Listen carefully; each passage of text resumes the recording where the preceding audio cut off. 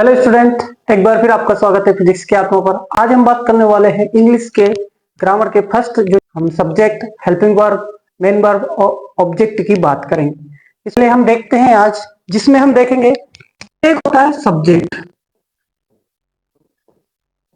Plus helping verb, अगला होता है मेन वर्ब प्लस होता है ऑब्जेक्ट। तो यहां पर देखते हैं सब्जेक्ट। तो सब्जेक्ट कौन होता है? जो काम करता है। सब्जेक्ट कौन होता है? जो काम करता है। अब काम कैसे करेगा? जैसे सपोज मैं आपको पढ़ाता हूं तो क्या बोलूंगा मैं? I teach you. क्या बोला मैंने? I teach you. तो मैं, आई क्या कर रहा है? पढ़ाने का काम करता है। आई मतलब मैं किसे पढ़ाता हूं? आपको। तो ये इफेक्ट आप पर हो रहा है। टीच मतलब पढ़ाना। अब पढ़ाना है तो वर्ब है, क्योंकि मैं यहाँ पर पढ़ा रहा हूं, मेरा मूवमेंट हो रहा है तो एक्शन हो रही है। तो इसीलिए यहाँ पर सब्जेक्ट क्या कर रहा है? काम कर रहा है। जैसे दे आर टॉकिंग, वो क्या कर रहे हैं? बात कर रहे हैं। ये भी सिंपल हमारा क्या हो गया? एक वर्ब है, एक हेल्पिंग वर्ब है और एक सब्जेक्ट है। तो वे क्या कर रहे हैं? बात कर रहे हैं। तो वे हमारा क्या हो गया? यहाँ पर सब्जेक्ट हो गया।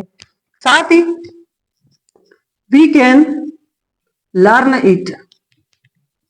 क्या बोला मैंने? We can learn it. तो यहाँ पर कैन हेल्पिंग वर्ब है, लर्न हमारा मेन वर्ब है, हमारा ऑब्जेक्ट है और वी हमारा क्या है? सब्जेक्ट है। अब सब्जेक्ट क्यों है? क्योंकि हम क्या कर सकते हैं? सीख सकते हैं।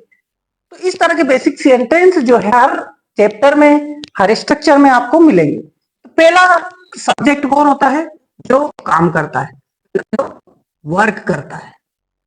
अब वर्क क्या हो रहा है? टीच करता है, बात करता है, सीखता है। अब जैसे जो भी वर्ब होती है, जैसे हम सुन रहे हैं, वी आर लिसनिंग। तो लिसनिंग मतलब लिसन कर रहे हैं। हम जा रहे हैं तो वी आर गोइंग, एक जगह से दूसरी जगह मूव कर रहे हैं। हम डांस कर रहे हैं तो वी आर डांसिंग, डांस कर रहे हैं तो उसमें मूव हो रहे हैं। बात समझ में आ रही है? अब मान लो कोई लिख रहा है तो बोला कि मैं ये सब्जेक्ट लिख चुका हूं, मैं ये टॉपिक लिख चुका हूं, तो वो वर्क कंप्लीट कर चुका है। हम इस टॉपिक को पढ़ा चुके हैं, तो वो सब चीजें भी यहां पर हो गई। कौन सा वर्क? पास्ट में हो रहा है तो पास्ट टेंस में चला जाएगा। दूसरा होता है सब्जेक्ट, वो कहलाता है जिसके बारे में बात की जाती है। अब बात किसके बारे में कर सकते हैं हम? जैसे पहला तो हो गया आपका वर्क का, दूसरा जिसके बारे में बात करते हैं, टॉक अबाउट somebody या समथिंग। अब इसमें जैसे सपोज कुछ तो होते हैं पजेसिव होते हैं। क्या होते हैं? कुछ पजेसिव होते हैं, कुछ डेजिग्नेशन बताते हैं, कुछ उनका होना बताते हैं। क्या बताते हैं? होना। बात कर सकते हैं किसी के बारे में, किसी का होना बताते हैं। टू बी मतलब होना, होना भी बताएंगे क्या कि वो चीज है। जैसे सपोज ये एक क्या है? एक पेन है, तो क्या बोलूंगा मैं? दिस इज, ये क्या है? एक पेन। तो यहाँ पर दिस क्या हो गया? हमारा सब्जेक्ट हो गया। अब यहाँ पर ये पेन में सेंटेंस में लिखने की बात नहीं की गई है, यहाँ पर क्या की गई है? इसके बारे में बात की गई। जैसे मैंने बोला मैं आपका टीचर हूं, तो क्या बोला मैंने? I am your teacher. आपका टीचर हूं, तो यहाँ पर बोला गया है कि मैं आपका टीचर हूं। तो यहाँ मेरे होने की बात हो रही है कि मैं क्या हूं? मैं एक टीचर हूं। क्लियर? आपके पास मोबाइल है, तो मैंने बोला यू हैव ए मोबाइल, मतलब आपके पास क्या है? मोबाइल। तो ये आपके पास होने की बात बता रहा है। बात समझ में आ रही है? जैसे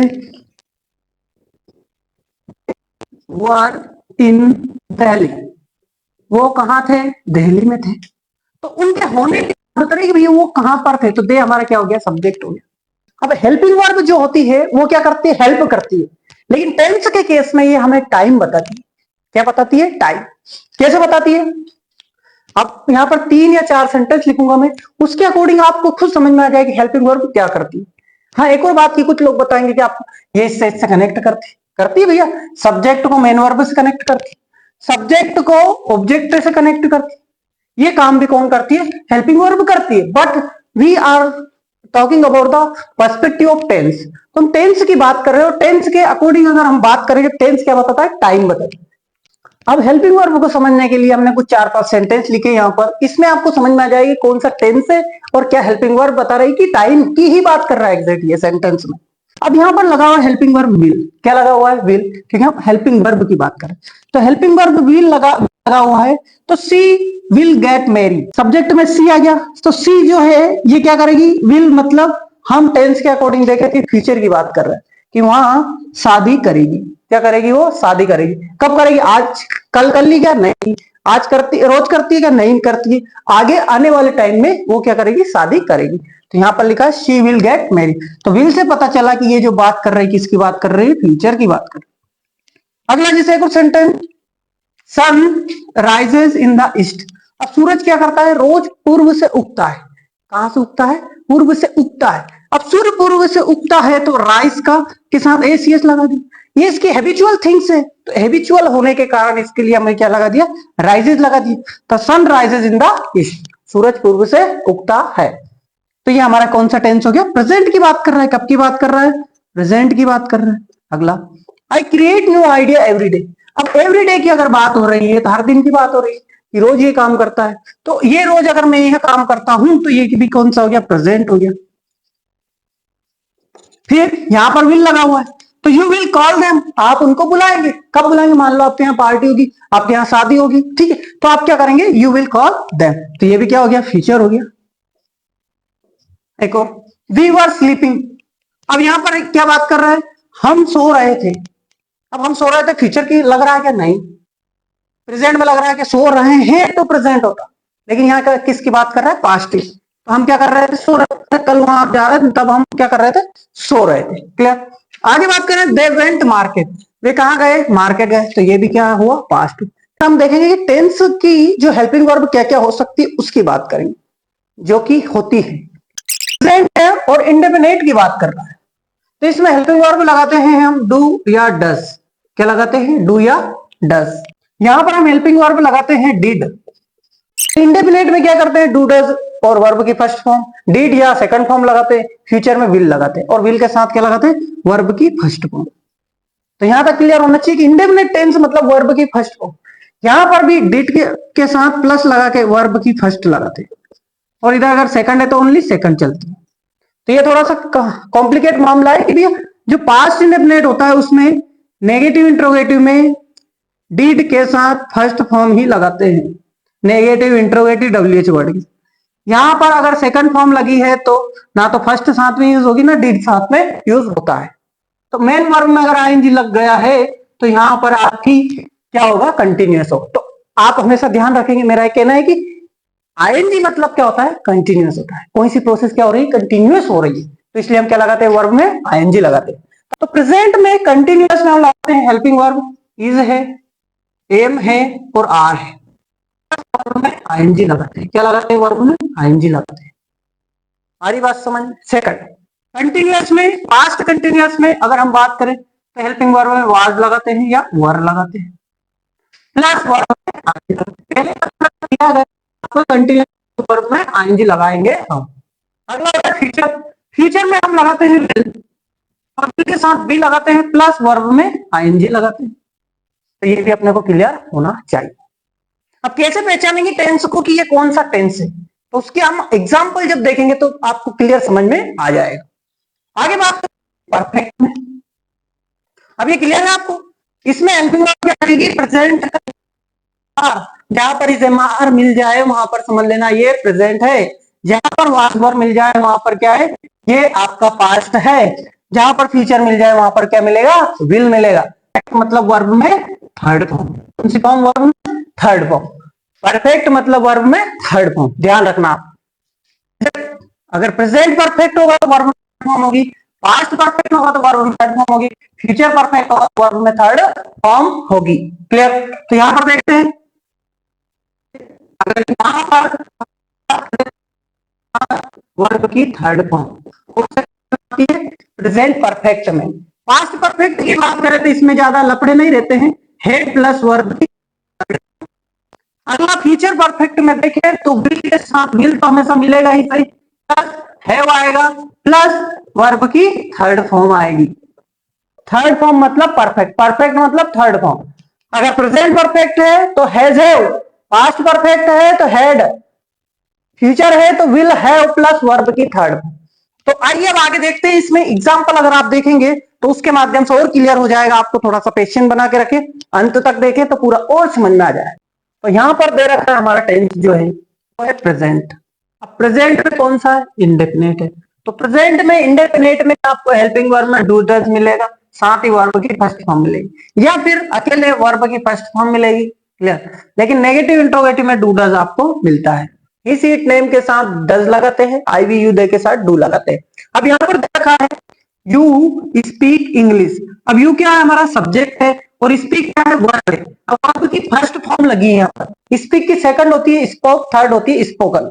तो यहाँ पर स्पीक जो है हमारी फर्स्ट फॉर्म है, तो सब्जेक्ट के बाद वर्ब की फर्स्ट फॉर्म है कौन सा, प्रेजेंट इंडेफिनिट। यहाँ वर्ब कौन सी फॉर्म है, फर्स्ट फॉर्म। इसमें हेल्पिंग वर्ब की बात नहीं की गई है, क्योंकि सिंपल सेंटेंस में हेल्पिंग वर्ब नहीं लगाते, दिस इज ए रूल। लेकिन नेगेटिव इंट्रोगेटिव में डू डस का हम यूज करते हैं। अब यहां पर क्या है, डू का यूज किया, क्यों किया, क्योंकि ये नेगेटिव सेंटेंस। इंट्रोगेटिव होता तो डू लगाते हैं, do you speak English, do you go there, do you talk to your friend, do you learn everyday, do you watch everyday physics की आत्मा। तो इस तरह से अगर सेंटेंस बनाएंगे तो हम डू का यूज करते हैं, ये मोस्टली हर जगह पूछा जाता है। अब देखते हैं पास्ट इंडेफिनिट को। पास्ट इंडेफिनिट में हमने बताया कि डीड के साथ वर्ब की फर्स्ट फॉर्म लगा लो, या फिर डायरेक्ट वर्ब की सेकंड फॉर्म लगा लो। ये डीड कब यूज होगा, इसी तरह से जैसे नेगेटिव में यहाँ पर डू होता था, वैसे यहाँ पर नेगेटिव में डीड होगा, इंट्रोगेटिव में डीड होगा। देखते हैं, सी कलेक्टेड।